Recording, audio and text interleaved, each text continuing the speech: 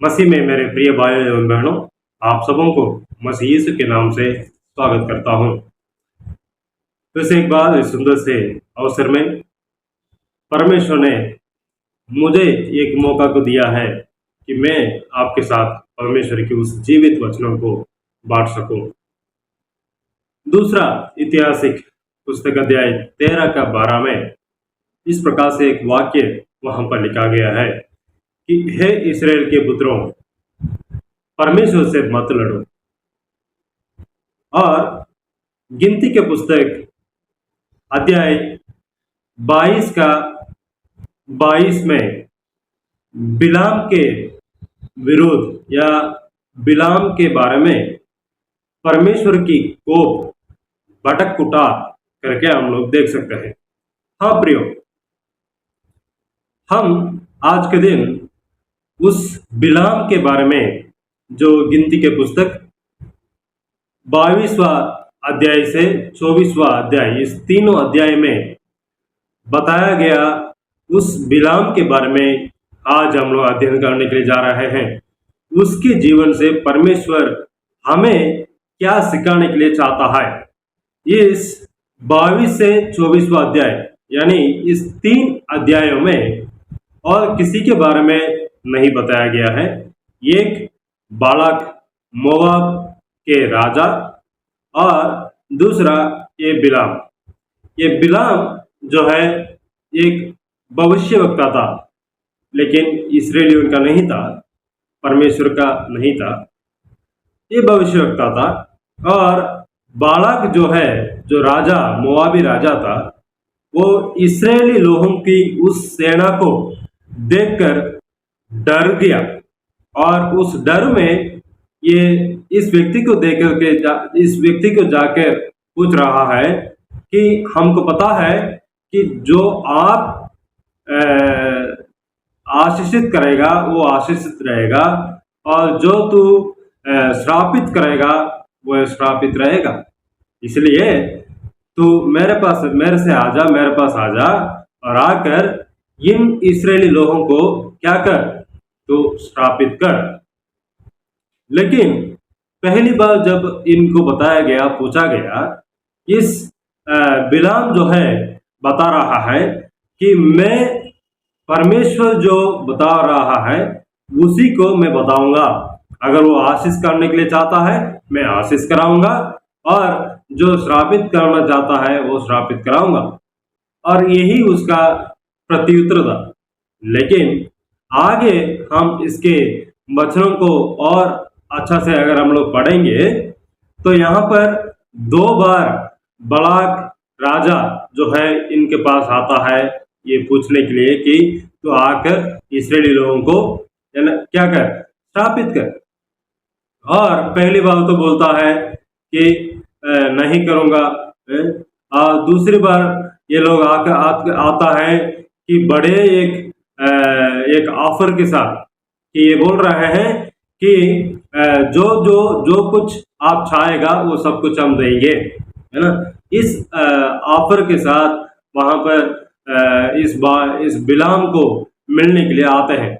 जब ये मिलने के लिए आते हैं दूसरी बार भी ये बिलाम जो है बोलता है नहीं, आप पूरे घर के अंदर धन दौलत भी दो, चांदी भी दो, जो भी कुछ दे, लेकिन मैं जो परमेश्वर कहता है उसी के मैं करूंगा। मतलब इन दोनों वचनों को हम देख करके बहुत ही एक उत्साह हो जाता है। वाह, बिलाम कितना बड़ा एक अच्छा परमेश्वर का दास है, हाँ, है ना। लेकिन हम इस 22वां अध्याय में 22वां पद में अगर देखें तो उसी के ऊपर परमेश्वर का वो भटका उठा है। ओके, इस वचन के ऊपर और अध्ययन करने से पहले हम और कुछ जानकारी को इसके बारे में हम जानेंगे, बिलाम के बारे में।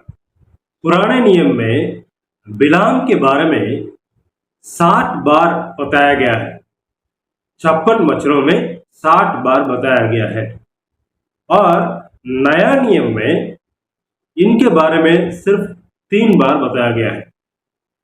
और अगर हम उस तीनों पदों को हम नोट करेंगे तो दूसरा पत्रस 2:15 में और दूसरा जगह यहूदा यहूदा का पत्री 11 वचन।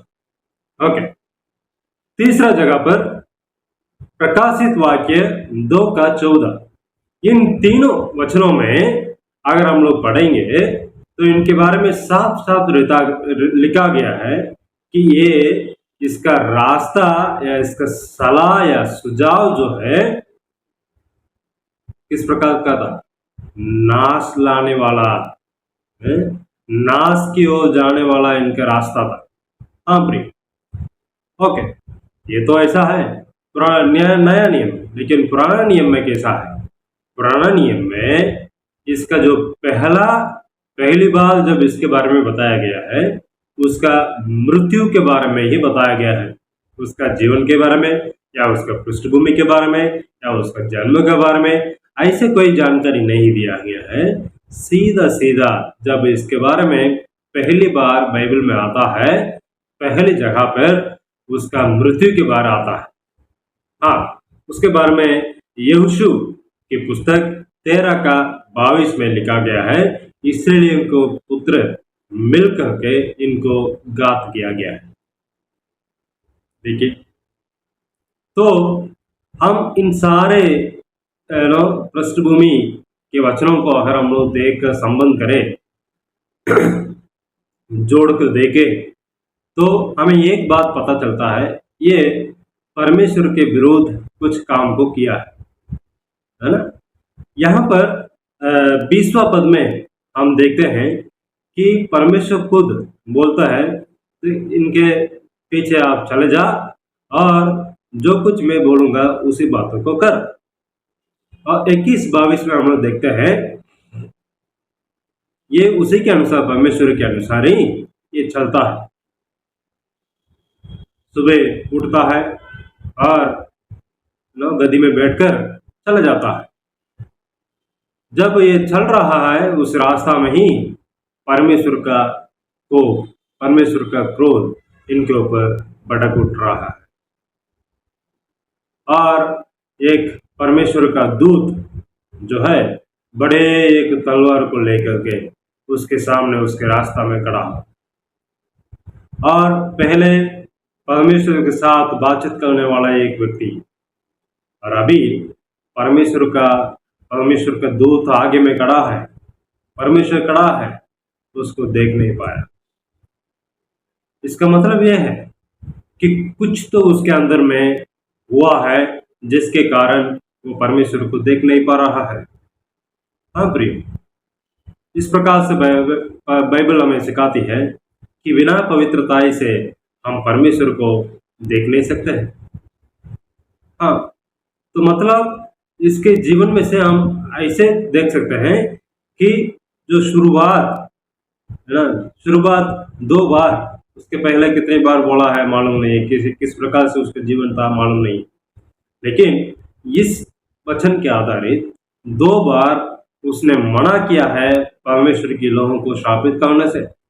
लेकिन 23 और 24वां अध्याय में हम लोग देखेंगे तो वो कई जगह बदल रहा है।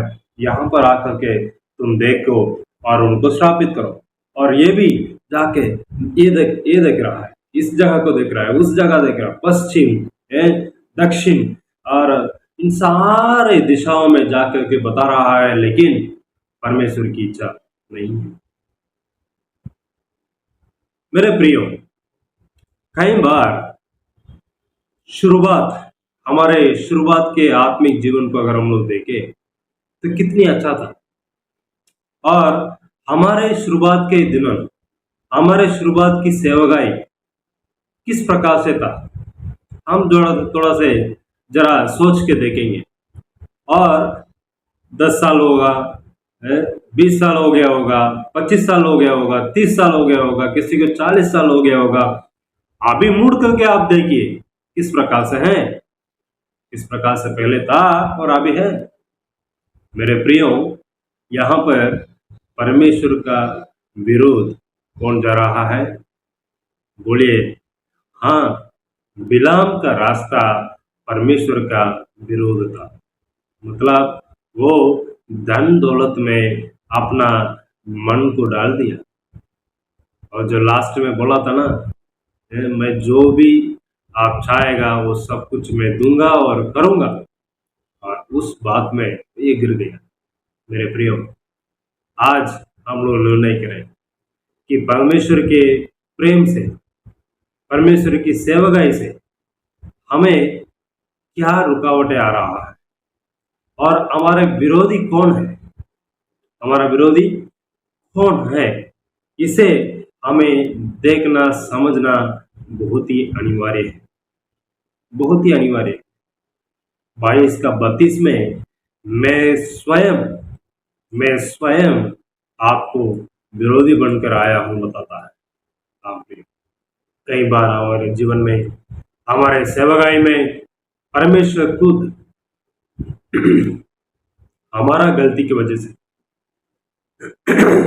हमारे पाप की कार्य की वजह से स्वयं परमेश्वर विरोधी बनकर रहता है, और हम देख नहीं पा रहे हैं।